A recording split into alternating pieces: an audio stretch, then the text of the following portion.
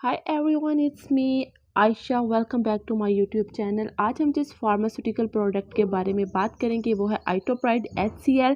ये किस पर्पस के लिए इस्तेमाल की जाती है, इसके क्या क्या यूजेस हैं, साइड इफ़ेक्ट्स क्या हैं, प्रिकॉशंस क्या हैं, हर चीज़ के बारे में हम लोग इस वीडियो में डिस्कस करेंगे। लेकिन इससे पहले अगर आप लोगों ने मेरा चैनल सब्सक्राइब नहीं किया तो मेरे चैनल को सब्सक्राइब करें, लाइक करें और आगे शेयर करें ताकि मेरी जो मेडिसिन की फर्दर वीडियो है आप तक पहुँच सके।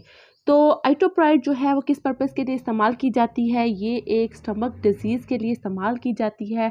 डायस्पेप्सिया एक डिजीज़ है। डायस्पेप्सिया में ये मेडिसिन का इस्तेमाल किया जाता है। डायस्पेप्सिया में क्या होता है कि मैदे में तेज़ाबियत जो होती है बहुत ज़्यादा बढ़ जाती है।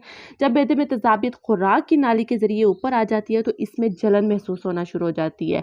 तो जब जलन महसूस होगी तो उसमें ये जो है मेडिसिन का इस्तेमाल किया जाता है और इसके अलावा इसी को डायस्पेप्सिया कहा जाता है। तो डायस्पेप्सिया में इस मेडिसिन का जो है इस्तेमाल किया जाता है।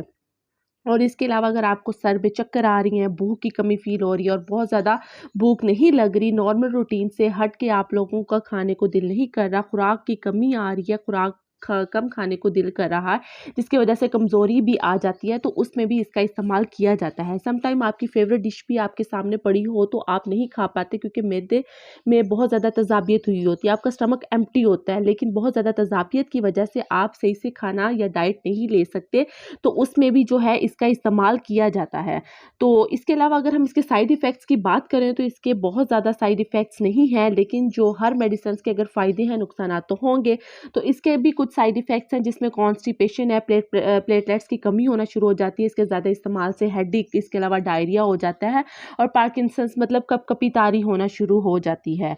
कॉन्ट्रा इंडिकेशंस की ये मेडिसिन का जो है किसके साथ ये कॉन्ट्रा इंडिकेट कर जाती है, जो पार्किंसंस के पेशेंट्स हैं उनके साथ कॉन्ट्रा इंडिकेट कर जाती है। स्टमक में अगर आपके मैदे में ज़ख्म बने हुए हैं तो आपको ये मेडिसिन इस्तेमाल नहीं करनी चाहिए। इसके अलावा किडनी के पेशेंट्स जो हैं, लिवर के पेशेंट्स हैं और इसके अलावा मदर फीड्स जो बच्चों को दूध पिलाने वाली माएँ हैं और इसके अलावा प्रेगनेंसी की कंडीशंस में भी ये मेडिसिन का इस्तेमाल नहीं होगा। ये सेल्फ मेडिकेशंस बिल्कुल नहीं है। इस मेडिसिन को इस्तेमाल करने से पहले डॉक्टर या फार्मासिस्ट से पूछ लें।